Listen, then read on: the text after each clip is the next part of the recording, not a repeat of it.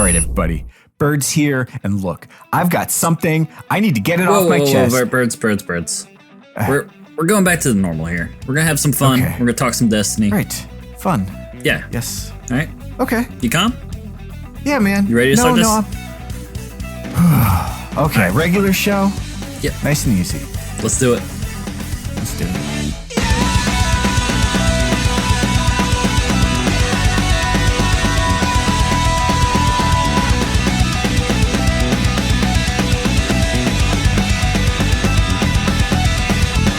Lonely eyes and the dreams rave rise of what is behind the mind.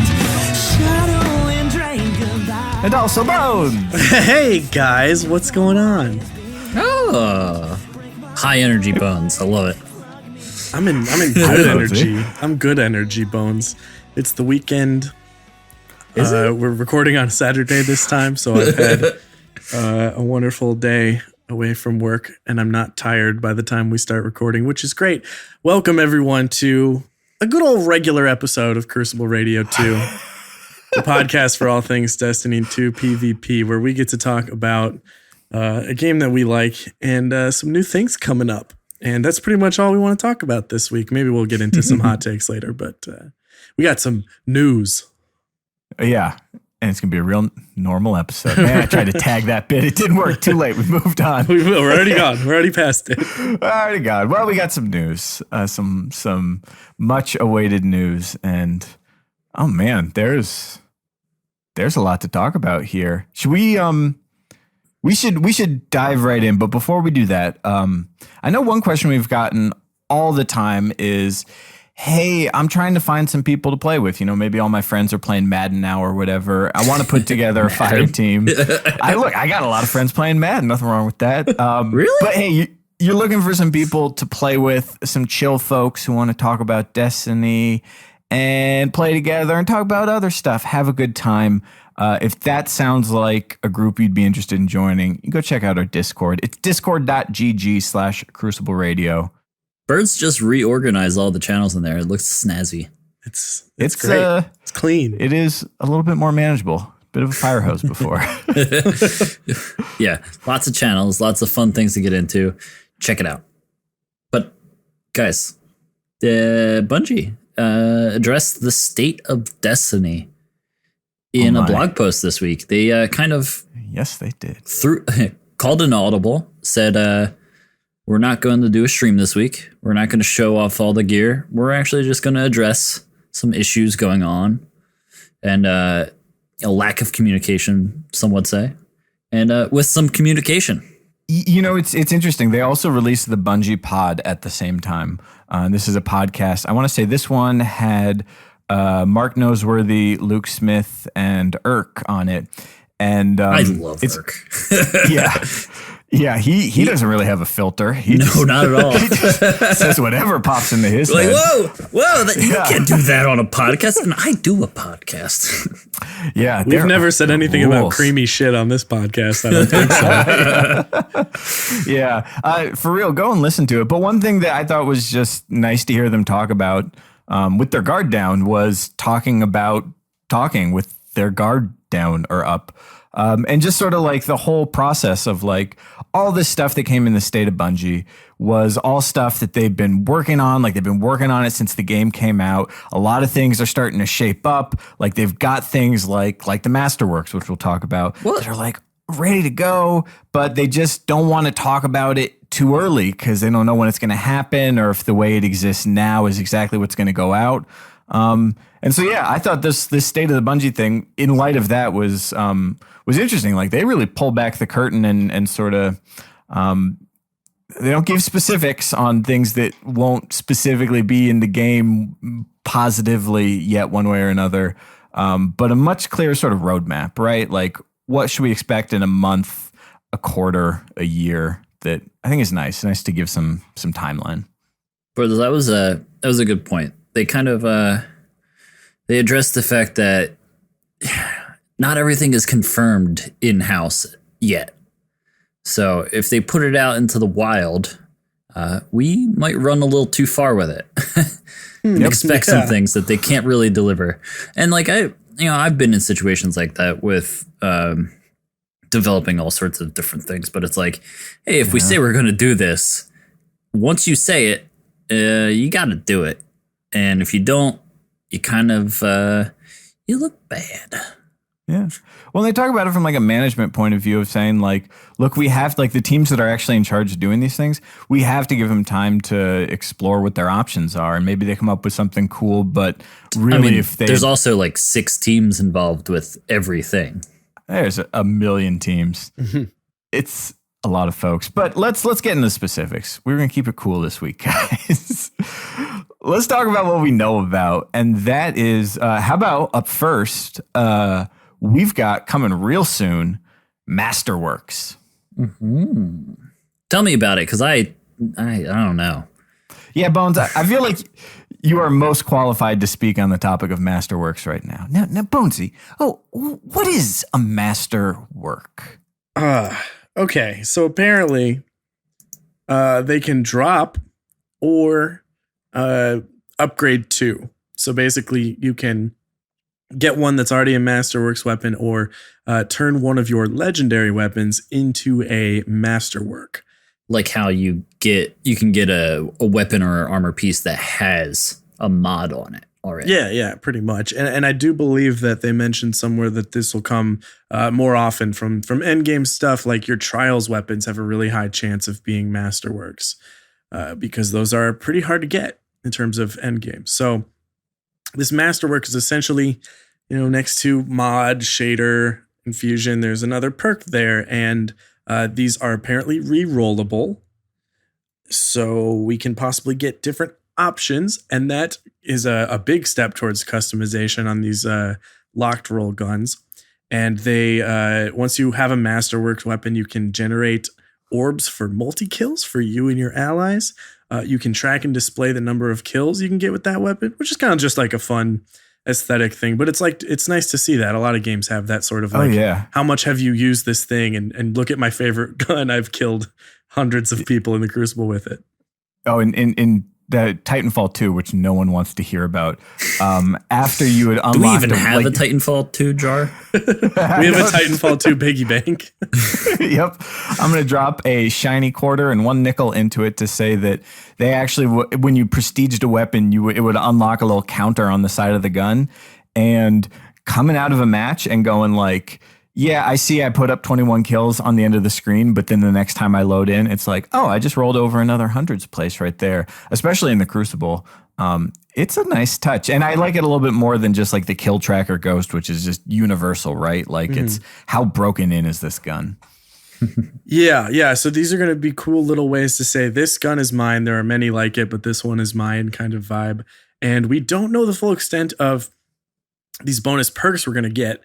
I can sort of safely say that you're not suddenly going to put kill clip on Uriel's gift. Like it's not just flat out new perk or something like that. But we do even see perk might not be the best word for it because perk, like kill clip, outlaw. This is like a bonus, like a boost. Bonus stat more specifically. Like I wouldn't be surprised if these all only apply to the fruit space, like impact, range, stability, handling, reload speed.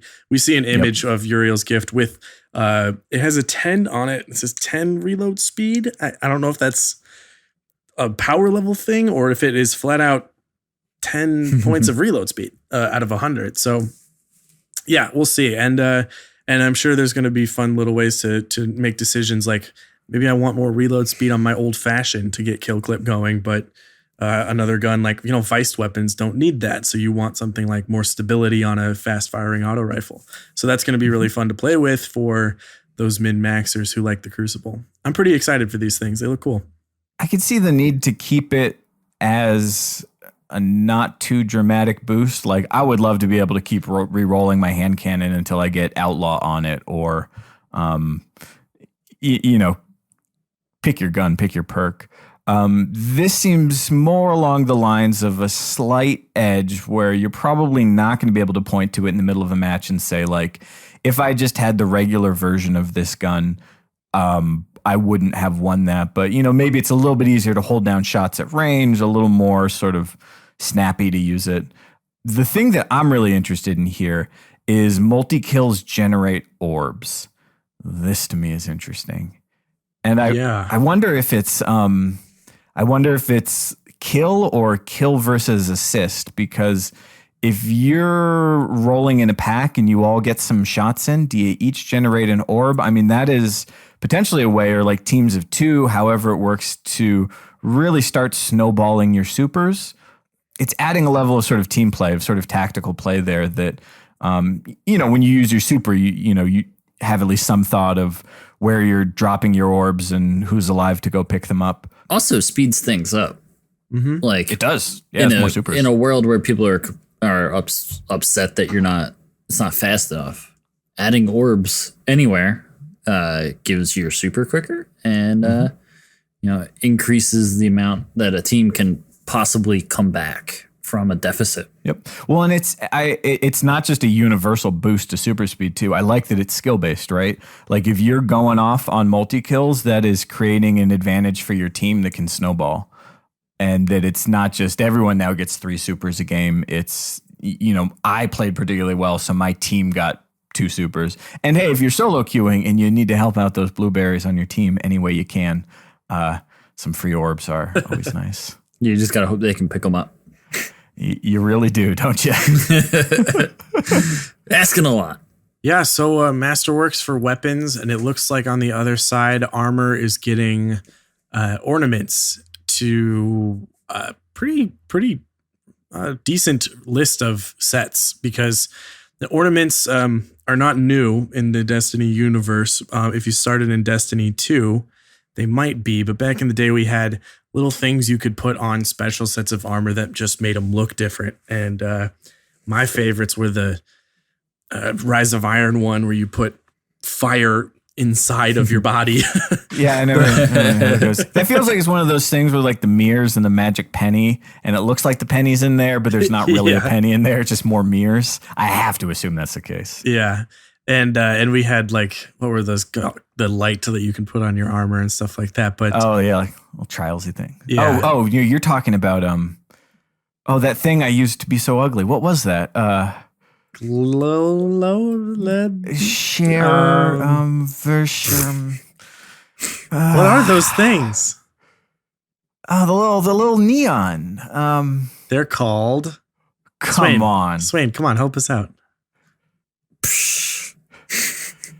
Destiny 1 Chroma. Color Chroma. Yeah, I was right about to say that. I had to go to Chroma dim and then switch to my original Destiny account and go to my vault. Oh my god, I have so much freaking crap in my vault. Yuck. Okay, anyways, back on task. Well, I want to say these ornaments seem to be tied to like a bit of a grind, I guess, which seems nice. You gotta this one. For the Iron Banner, you got to win 25 matches to unlock it. Mm-hmm. So it's not like you're being kept from being able to get it. You just got to do a thing to get it, which is cool. It says objectives specific to each set. So that's kind of nice. And like, it might be something like if you want the Vanguard faction ornaments, you need to grind X number of strikes or something like that. So more of, do a specific activity to get relevant gear. But it's definitely incentive to play more and to really, really finalize those perfect builds you want, because I'm really getting to that phase now where I have 2 sets of armor on my Warlock and they both have matching shaders and things like that. And that is the true end game of Destiny for so many of us. Like, how do I look so cool? Gotta be stylish. Yeah. The other thing is they're making all of that the faction armor and weapons unlockable, and you can purchase them with legendary shards and faction tokens, which is something everybody was like, hey, I just want to be able to choose what I get from my faction. Like, I'm going to grind out this faction a bunch, but like there is a cap at 30, and I would like to get the helmet at some point. Yeah, this is, of course, many people have all the stuff that's, you don't have to really go back and buy the old Crucible armor. I'm sure most of us have it who play hardcore and stuff like that. But now just think of like an episode of Crucible Radio comes out. Swain is the first one to get this gun to drop. And he's like, guys, everybody use Antiope. It's really good. And you're like, all right, I guess I'll just turn things into Banshee forever until it shows up. Now it's a thing Still where don't have Antiope. Yeah, exactly. So I'm like, use, what's it called? Steel Oracle or something, like the sword from the Crucible. It's great for blinking warlocks. And you can hear me say that. Log in and go, all right, I need 10 tokens. And right there, like I'll grab it. And that's cool. And we've also all these factions that have the selections you can buy, that these are going to rotate weekly. I believe it's same for Zur, same for the Gunsmith as well. That's nice. I always like the threads that people posted of like the role analysis for the Gunsmith weapons in D1 and just sort of have that be a weekly feature. Like I remember at one time just like calling up Mrs. Birds from some hotel in a faraway place and be like, all right, I'm gonna walk you through this, but I need you to go to the tower, buy this thing for me. Window is closing. It's got to happen now. You mean hold down square? I got that. Hold down square. Yeah, she's very diligent. That's why I married her. And beyond that, we're getting to, it's a lot of economy stuff, which, you know, it's good. There's a lot of goodness to this. It's not immediately applicable to our show, but stuff like faded engrams from Zur. You know what? I got 2 tractor cannons in a row this weekend. We did the raid, spent 20 minutes down in the freaking tunnels getting our chests, unlocked them. I go back to the tower. All right, Rahul, what do you got for me? And I click them both real fast. Tractor cannon. Yeah. No more. I'm going to go to Zur and I'm going to select this engram and get anything but tractor cannon. They are changing the way the smart loot works to reduce the instances of duplicates. And thank God for that. I don't know if these numbers are final, but 97 legendary parts for 1 faded engram, guaranteed to be one that you don't already have. But it's still not cheap, right? Like, no one's going to be unlocking everything in the first couple weeks. But yeah, I don't know like what's going on with my PC RNG, but I just have so many lucky raspberries. Every character, everything I decrypt, lucky raspberry, decrypt. Don't they Still also lucky. like give you the choice to just get that? I don't think lucky. I don't think it's one that you can It's pick the other during the Arc campaign. Strider chest piece that extends the super. Yes. Yeah. So like, yes, thank you for the first one. First one was great. Really like the first one. Subsequent ones, not nearly as much. Yeah, I know there are people with tons of legendary shards that are just ready to do anything with them. But as a hobbyist player myself, I'm pretty infuse happy. So if I get something that's 4 points, I'm like, oh yeah. Let me get that 4th armor piece I have. Let me just bring everything up. I like to kind of bring all of my armor up. So I'm sitting at 200 shards right now, which means I can buy 2 of these engrams. So it's not even like I can really just sit there and farm exotics. Although I don't think you can get infinite exotics, but I think the amount and cost seems pretty fair for me to just buy one I don't have once a weekend. Yep. So also coming in the month of December, we of course have Curse of Osiris. And oh yeah, that's literally tomorrow. If you're listening on Monday, yeah, it's tomorrow. If you're listening to this day one, it's happening. I'm stoked. So there's that. We of course didn't get to see the stream with Noosk showing us all the new weapons we got. We just got a little bit of a trailer, but we did get a look at the Viced Capstone weapon. I know that they're called capstones now. And it's a grenade launcher that shoots terrifying little spider monsters. And sorry, I just got to do this. See, when you're a Vice Tech ninja, you're always ganking people from unexpected angles. You're real quick. You're like a ghost. But sometimes you need to flush your prey out from cover.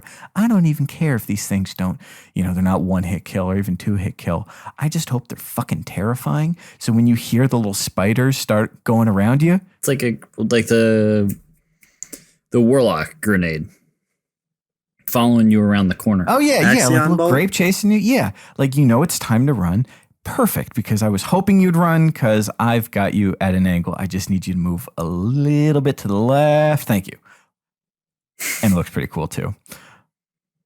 But also coming Curse of Osiris, it seems we are going to get a full set of patch notes really detailing a lot of the changes that they're going to make. Let me find this. Okay, so with the launch of Curse of Osiris in the beginning of Season 2, you can expect to see a full suite of patch notes that will document all of the changes outlined above, as well as additional gameplay and sandbox tuning changes.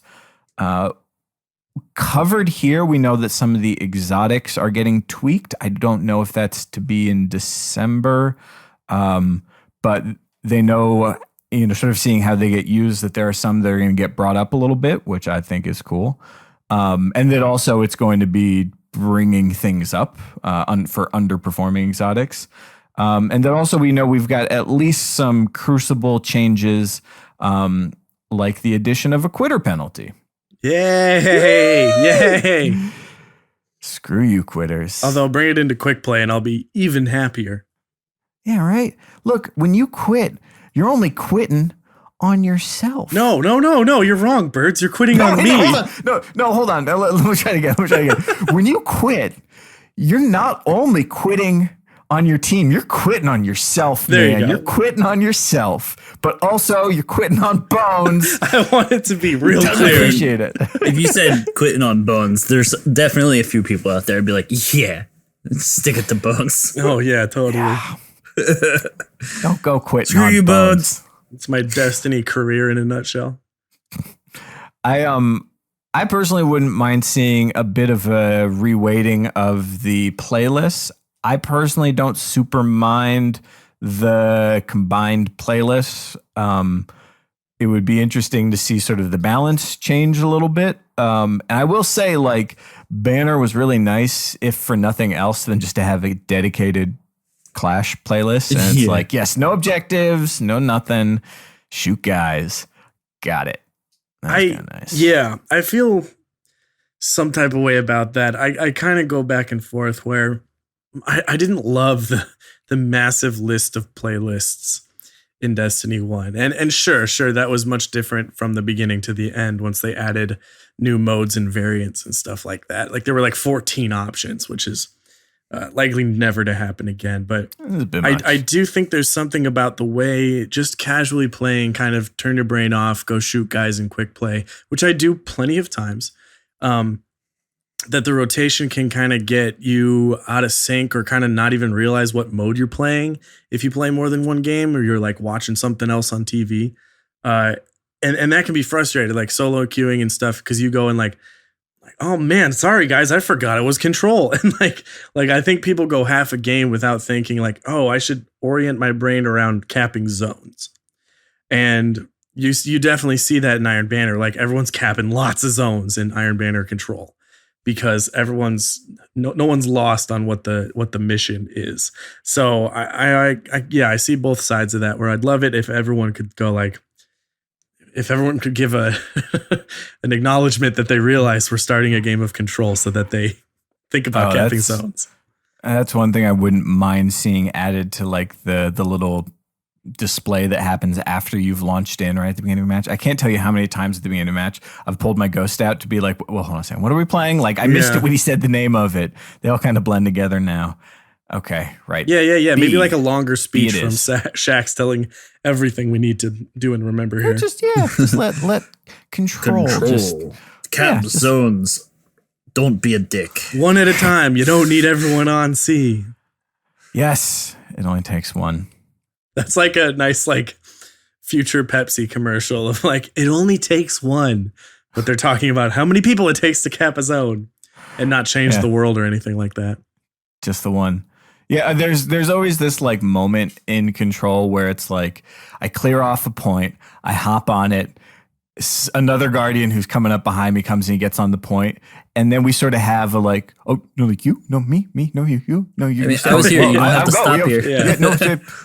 I'm just gonna. Oh, okay. I guess you're going. Okay, I'll just cap it. It's fine. Yeah, nice hanging out. Like, yeah.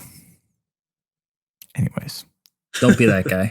Don't be that guy. Just keep on moving. And hey, we've also got some longer term news announced here.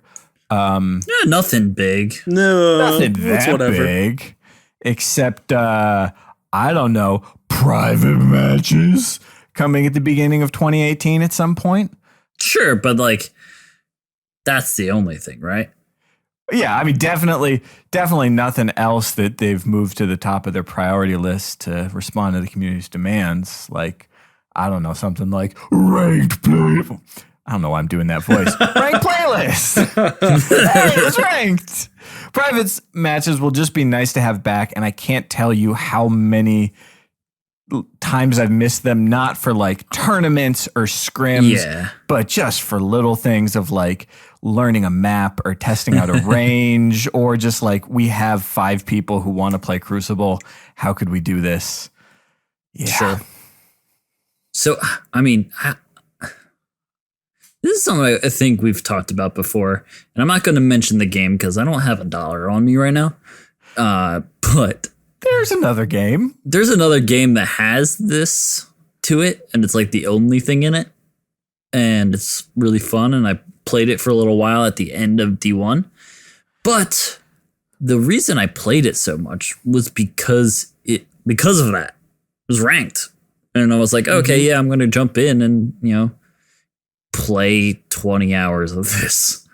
And it's like, it's the same thing over and over again, but it was always fun, claw back some, skill rating and see if I could climb up to the next level.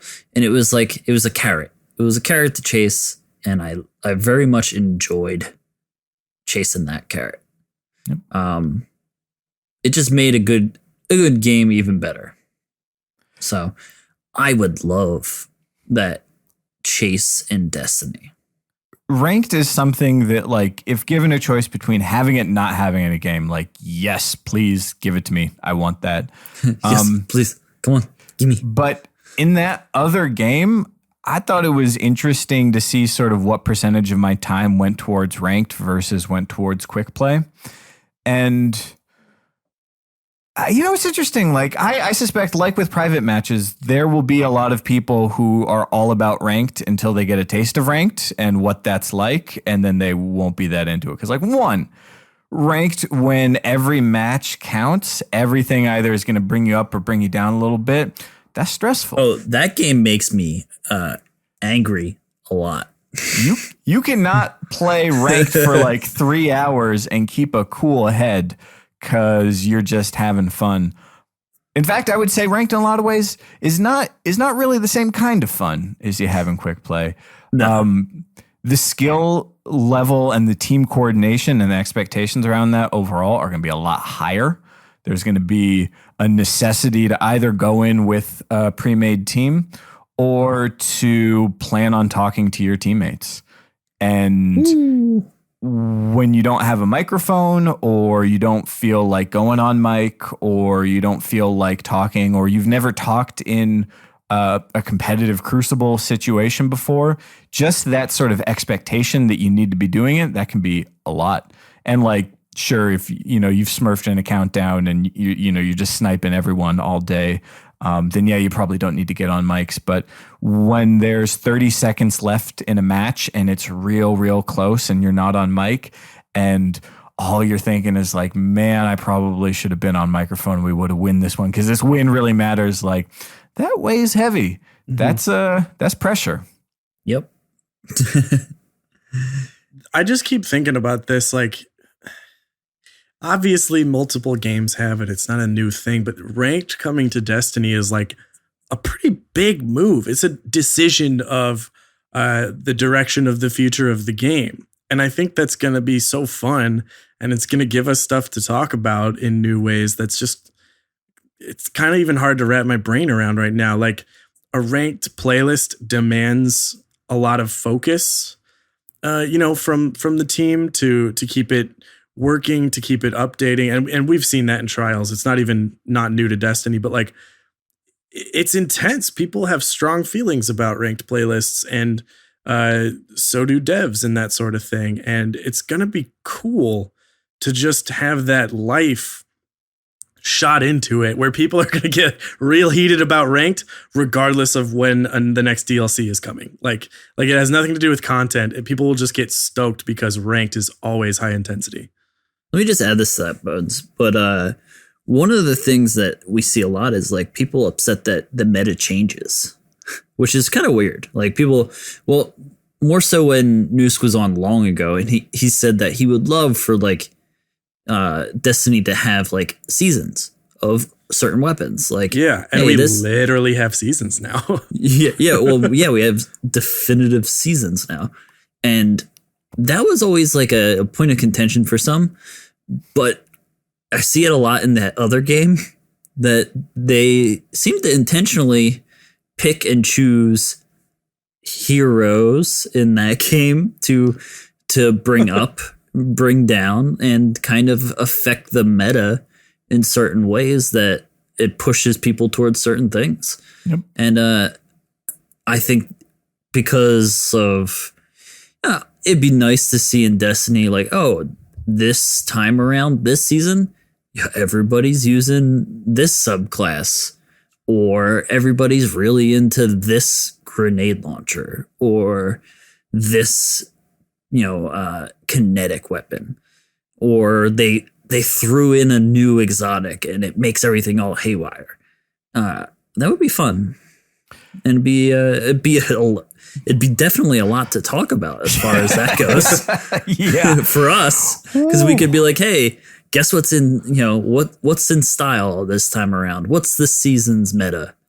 And I love talking about that. They still have the stated goal of having everything that's in the game be at least viable in the right hands. So I don't think we're going to see any weapon class that's doing too well just be nuked down to oblivion. I think probably those days are over. We've got a pretty balanced balance right now. Certainly like things like pulses could see a little bit more action.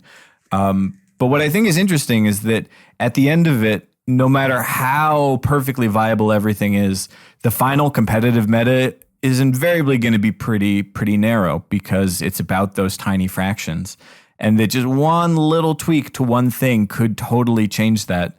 I know one thing that people struggle with in Trials or anywhere else is just the fact that there is a narrow meta period.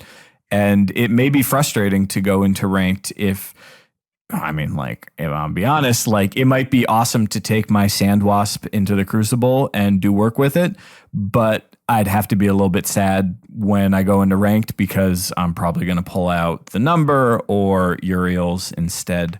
That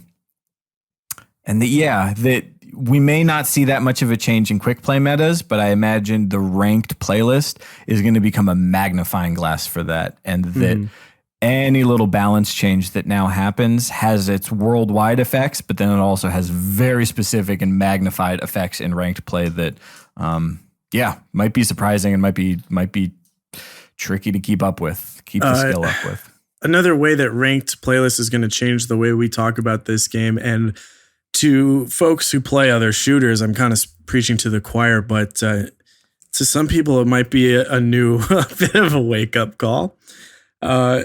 Ranked gives you a very clear sign of where you're at, and Destiny 2 quick play does not. So, it goes both ways, and we as a community here, it's going to happen. It's bound to happen. We repeat everything else that other communities do, but if we can be aware of it now, that like the judgment comes and then the wake up call comes, and there's the judgment side, which can get bad, where it's like, a little bronze guy, shut up, you don't know what you're talking about. We all recognize that as someone being a jerk. But then there's the part where you're like, yeah, I know everything that's wrong with this game, and that's the reason why I lose. And if only the game was better, I wouldn't lose. And then you get placed down in a zone where you realize, like, oh, yeah, okay, I'm in this section, this class of players, and maybe I'm not totally, or maybe I'm at fault here.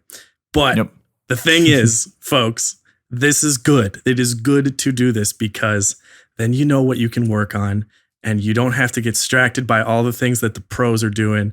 You're like, oh, okay. Especially if you choose to get into that. Like, that's what I'm saying. It's so I chose fun to jump into rank, and I'm going into it knowing that I'm going to be judged. Yeah. Here's my number. Give me my number. I want my number. And it's the best thing for your game is to go like, all right, I just got this sticker planted on me that proves that I have stuff I can work on, but I'm not just doing whatever. I'm not just looking at any guide and thinking that's the clear answer to my gameplay. You can, get a better sense of what you should be working on at that level. We did a whole episode about it. So everyone go back to listen to it. It outlines what players can work on at what stage, and this is going to make a lot of players better in the long run. So if you're sticking with this game, I can soft guarantee you that ranked play will make you better in the long run, and that's cool. Well, just thinking back to that episode, I mean, it's important to point out that sometimes the thing you need to work on is just getting better at shooting your gun. Just be better at aiming, get better at moving around, the basic mechanics. But once you kind of get to a certain level there, the most important thing you need to work on might not have anything to do with whether or not you're landing headshots. I mean, we hear a lot now about like the team shot meta. And I think the reality is that when you're in that kind of ranked environment, every meta is a team meta. If you are playing by yourself or thinking by yourself, you're not going to be able to bust above a certain rank. And yeah, that is a whole different set of skills. That's not just necessarily, shooting people at the same time with your teammates. It's man, it's so huge. It's going to change this game. And it's like, I'm so excited. It's so awesome. It was not just a class. It wasn't just like let's add skirmish back in. It was a big decision that they made, and I'm stoked for it. And I'm happy that they made it. This is good. So, good shit. Shit, Bungo. Weird that they would hear people asking for it and put it in. Yeah, weird. Spooky. Whoa. Big old check they wrote. So there's some other communication, some other stuff in there, maybe a lot of sort of non-Crucible specific stuff worth looking at if you haven't read The State of Destiny on the Bungie website.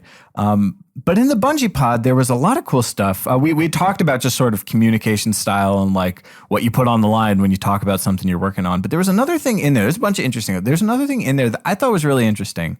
And as somebody who's a podcast host, or am I a content creator? I feel like I might have created some content, but I never really thought of myself that way. As a content creator, is it your day job? No. Can we just agree to be called podcasters and not use content creators?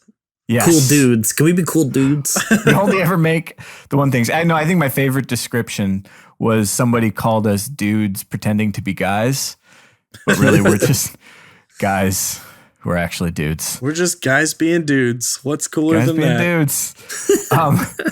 Anyways, to circle back around to the point, I realize I have this problem.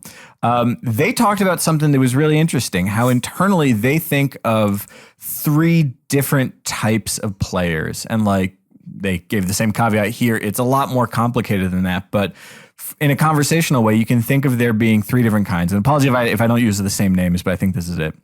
The first up is the casual player. So this is somebody who plays Destiny the same way I played, like, I don't know, Wolfenstein or something, where it's like, I got it and I put it in. I played it for a little while. I went, oh, that's cool. And like got like pretty far in the campaign, maybe finished the campaign, played a little bit of PvP, and then was like, okay. And went and played something else. And this person has got a limited experience of the game. For the most part, everything they're experiencing is new for the first time.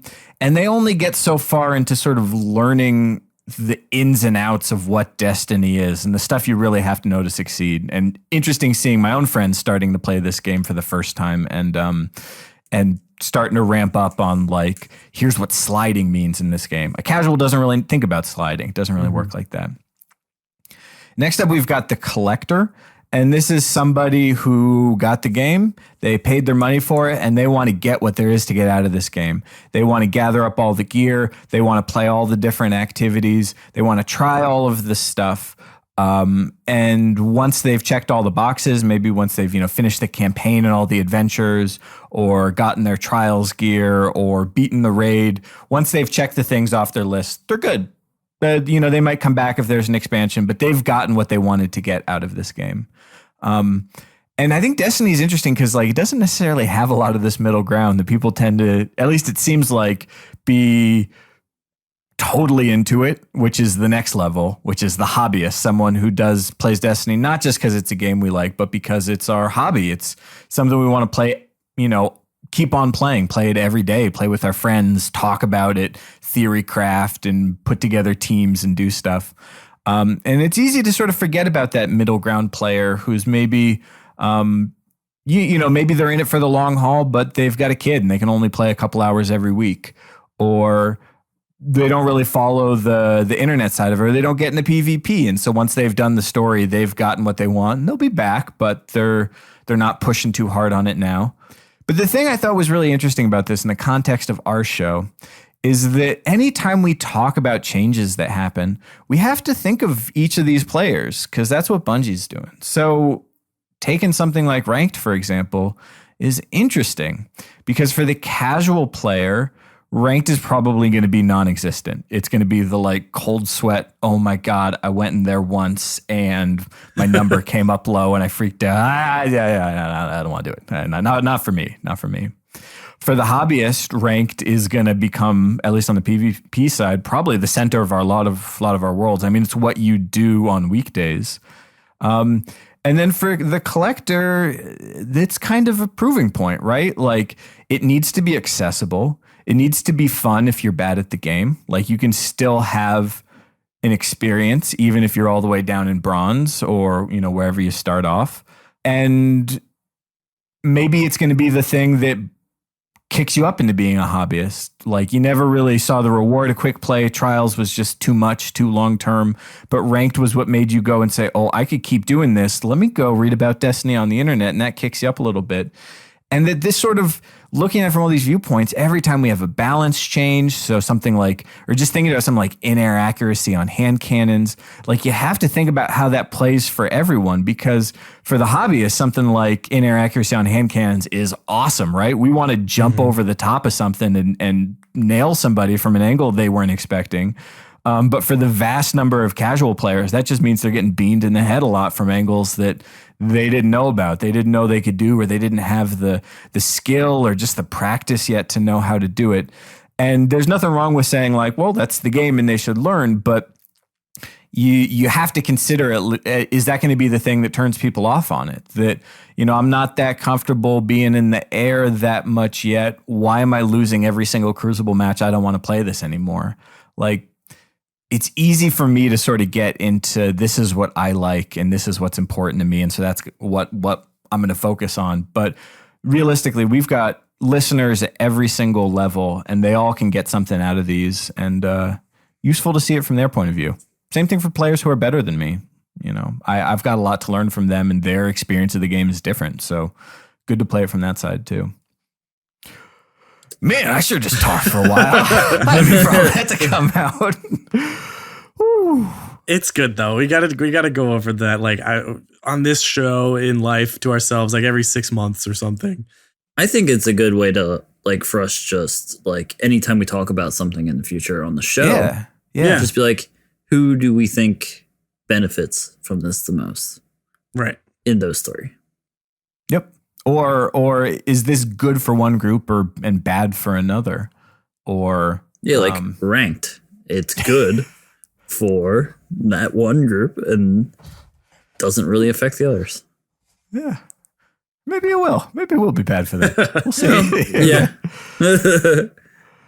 Well, that was a whole big conversation right there. Let's lighten it up a little bit. As you may know, we have some folks who choose to support us on Patreon. Not required, but much appreciated if you do. That's patreon.com/Crucible Radio. Little plug. And this week, we took some questions from our patrons who listen very carefully to the show, and they come up with some very good questions. I think for this one, there was one that each sort of spoke to both of us. So yeah, let's do some questions, answer some patron questions. Yeah, I'm down. Let's do it. Well, this question kind of ties into what we were just talking about with the different, different dedications from different types of players. It is by Mike S. He wants to know, what are some of your personal goals outside of gaming? Who are you striving to become, and how are you getting there?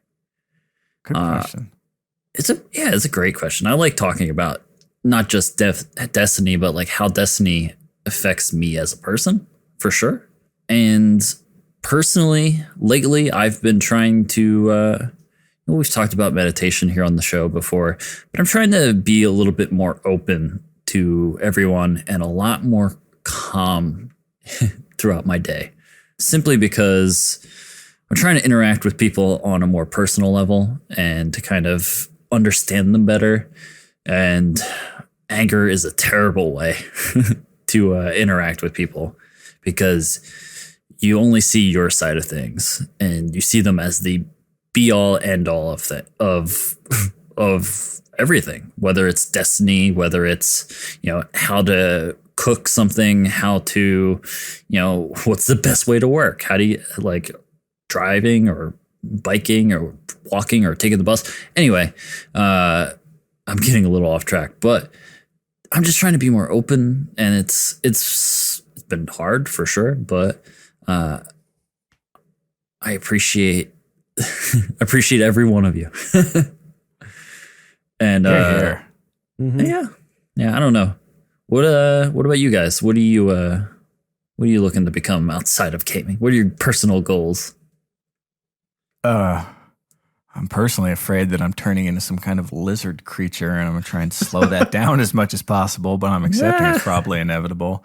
Hey, I just bought a house and I'm going to move into it, and I'm excited. That's a good and here.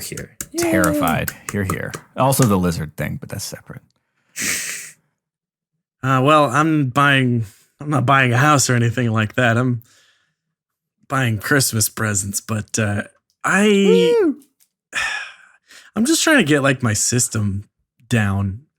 My life may or may not change this year in more interesting ways, and I want to see what happens there. But just getting work, sleep, eat, be healthy kind of vibes, which is like the eternal struggle forever. But it's new year, and as cliche as it is to go like, this year's gonna be the one, it still makes me think of those things, because you're like, all right, how did that last year go? There's a lot of good things I loved about this last year, but how am I gonna do it differently this year? So it always happens.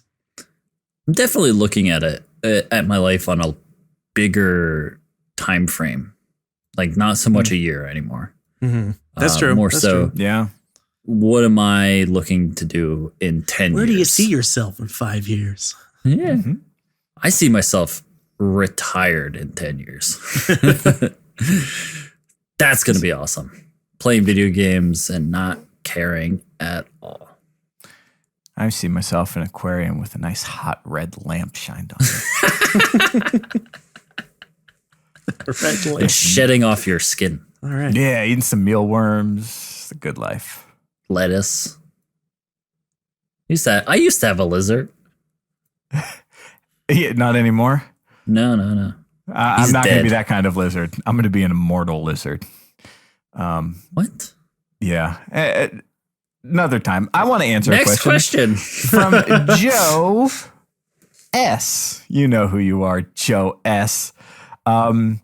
And he says, if any of you have gone back and played D1 Crucible recently, I'd be interested in hearing any fresh impressions/comparisons with D2. Has playing D2 recently made you think about your D1 play differently? And then was going back to D2 any different after playing D1 again? And this is a timely question. This is something I've kind of been thinking about now that I've got a clear sense of what the D2 Crucible is like and how it's different, and more than just the surface level stuff. And I thought back to something that I think I had talked about back when Supremacy first came out. And I think my thinking was like Supremacy is an interesting game mode because it forces you to learn a few things. It forces you to learn how to move with the team because you can't play Supremacy successfully by yourself. And this is true regardless of team shot meta or time to kill anything. Like you can't run out and grab a bunch of crests without knowing you have your team to back you up. You can't sit in the back of the map with a sniper rifle. And then the other thing that Supremacy did was that it taught you how to play an objective and play an objective anywhere. It wasn't like Control where we all just know all the angles on these 3 very specific spots on the map. Anywhere there's a big fight and a bunch of crests on the ground is a new objective to play and a whole new set of angles. And I think that there was a lot of changes in D2 that did things similar to that. The biggest one, the obvious one, is forcing you to play with your teammates. Teammates are no longer a luxury that like, oh, hey, I'll use this blueberry as a shield, or looks like they're over there, I'll move around to this side when you spawn up.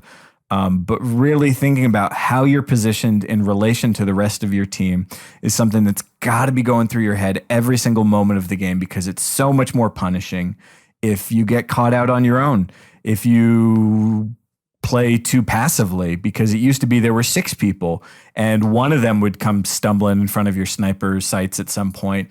Now you really have to be in the right spot in relation to your team, and that positioning is just so much more punishing. And I'm not saying it's better or worse. I've got my own take on it, but I like that it's less forgiving and that it's not surprising to see, even more so, that teams that really work well together are teams that win.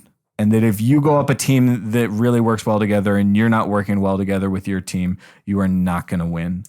I think that's ultimately a good thing, that you can't really fluff it on those skills anymore because you can just throw a super or you can just sit and wait hard scoped until the right person comes along. You really have to do these things to play the game right.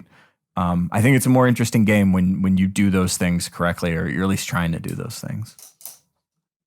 Sort of on a few of those topics, Birds, we actually have a question about that sort of thing from our friend Robert. And, you know, I might give the old Bones a workaround and maybe not answer it directly, but it's got some subjects that I'd like to talk about that I see coming up a lot. So Robert says, I love the Crucible in all its forms, but I tend to side with the criticism surrounding the current team shot meta and the decrease in skill gap that comes with a slower TTK, time to kill, and handicap on things like in-air accuracy. Do you think Bungie is aware of those criticisms and or intends to shift the pace of the Crucible closer to its state in D1? And is this something you would all like to occur? So I'll talk about that last half in a little bit, but these are some like, you know, PvP buzzwords that we say sometimes and everyone says a lot. Yeah, like Birds just explained in depth that there is an emphasis on team play. But I do want to point out, just to like give a big picture of how this game works in relation to D1 and in relation to other games, the time to kill increased by like 0.2 seconds on average.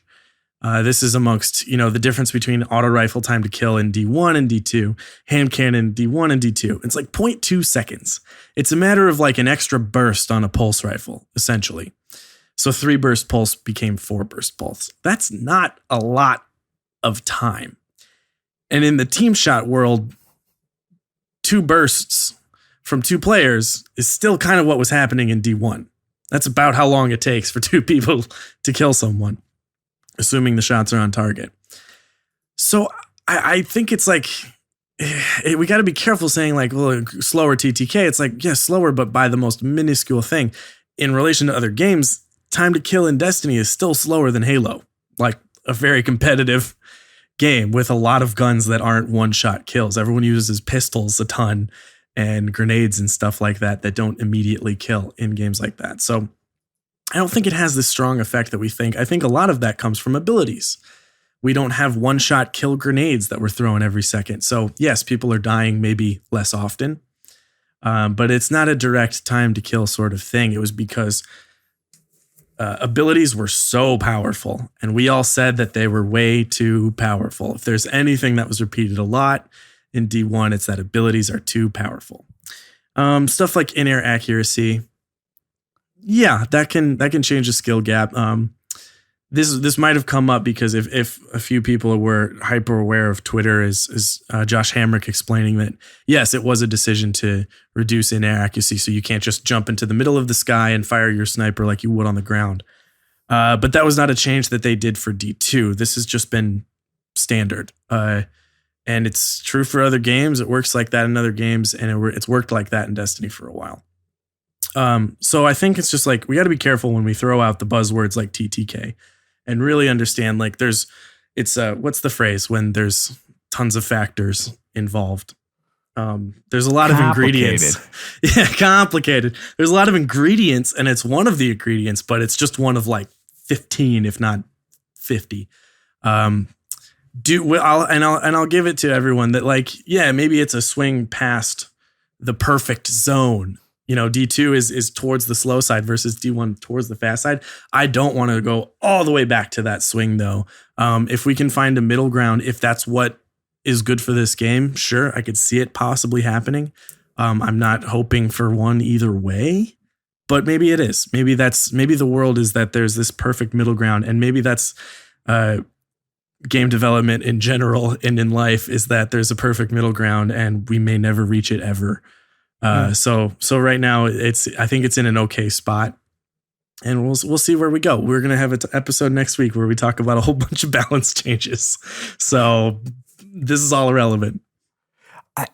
You got me thinking, like, it's important to define what skill gap is too, because I think we all have an intuitive sense, but like skill gap is the difference between good players and bad players.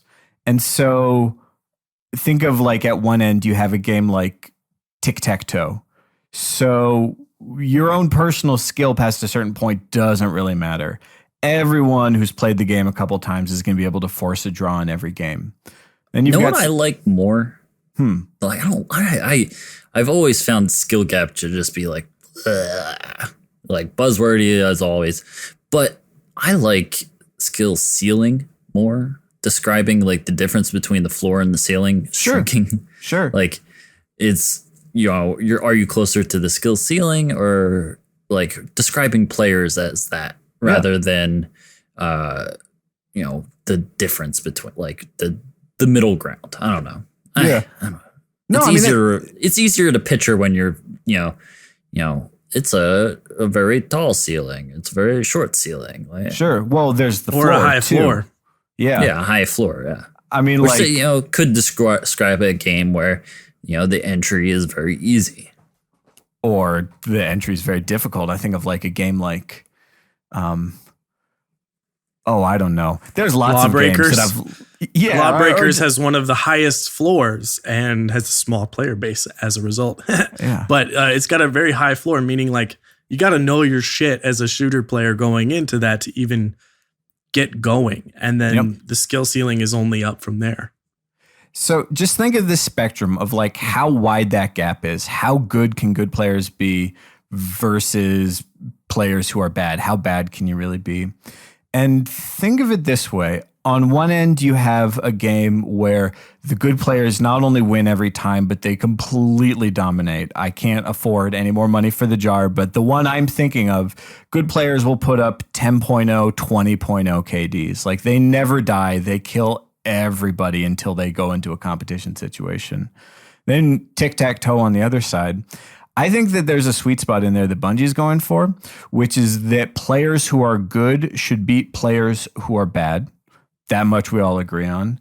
But that if you have a team of mediocre players that play really well together, they really focus on their teamwork and their coordination, that they can beat individual players who are better than them and win the match at the end of it.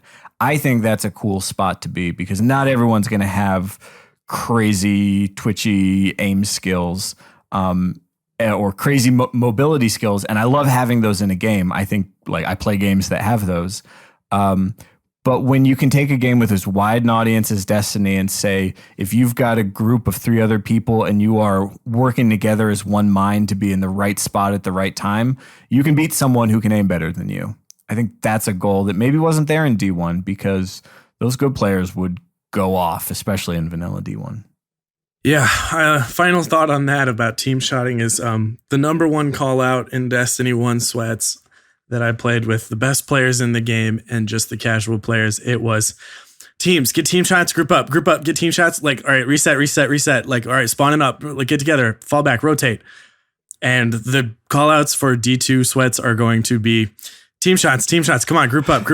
Yeah, everybody rotate. I'm spawning up. Don't push yet. All right, push. Come on, push as a team. Wait, that sounds the same. Yeah, it pretty much is going to be that. And it's always the focus at high level play. It has been an adjustment, I will say, to the new game. But that's the fun of having a new game, is learning something new. It's a good question. Well, all those questions came from our Patreon. You can always support us on Patreon at patreon.com/Crucible Radio.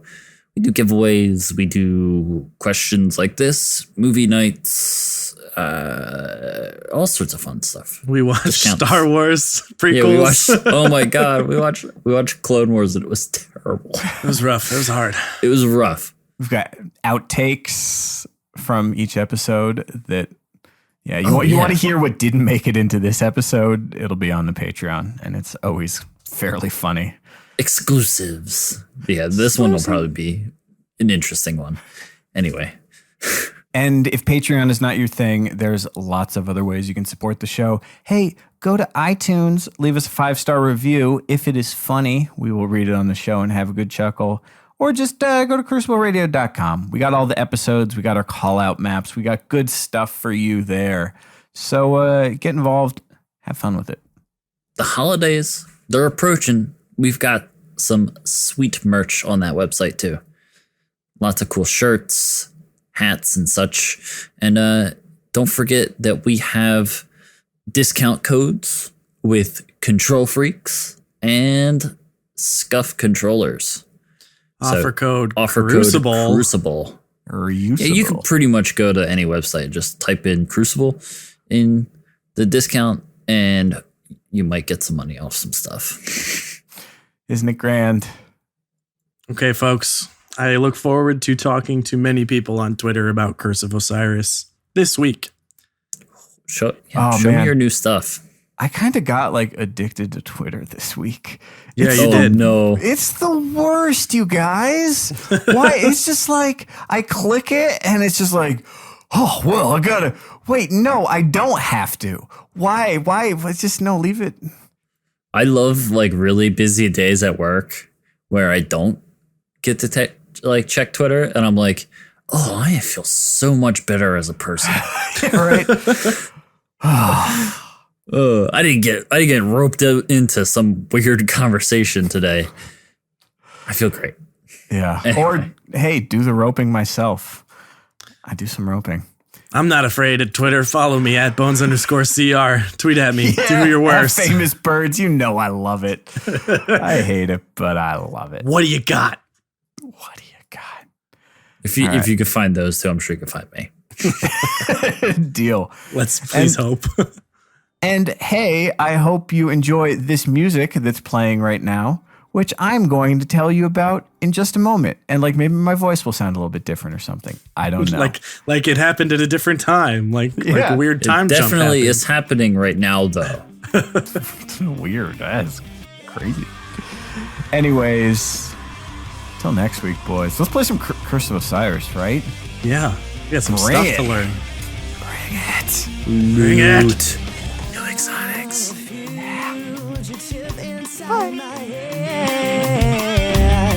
Comes from in the most subtle things that I've said. Place me under rest. Heal us out with my content. Let a poet lie onto his bed and onto himself.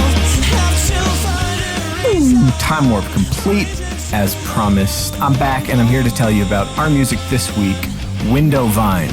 You check them out, facebook.com/Windowvine. Find them on Spotify. They're called Windowvine. They're everywhere. Go look for them and go listen to them. I dig these guys. Kind of prog, but it kind of reminds me of like Incubus in places. I'm enjoying listening to it. Probably going to play some more next week. But then again, I might mix it up and play one of the other many fantastic musical submissions we get every week, and we'd love you to be a part of it. If you're a musician and you want to hear your music on the show, just send us an email. It's so easy to do, crucibleradio@gmail.com. Or I suppose, if you're a fan, if you're a potential sponsor, if you just got something you need to get off your chest, send us an email, crucibleradio@gmail.com. See you next week. Place me under rest in a cell with my torment. Let a voice concede and let a poet lie unto himself. Have to find a reason to move on.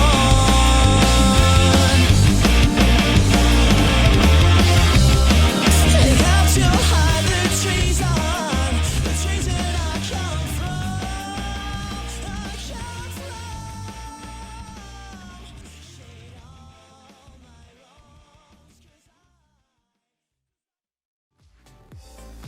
Hello everyone, Swain here. You know that Crucible Radio is your source for all things Destiny PvP, and I know you want more than just this video, so make sure to head on over to crucibleradio.com to find all of our past episodes, detailed Crucible maps, t-shirts, and much, much more.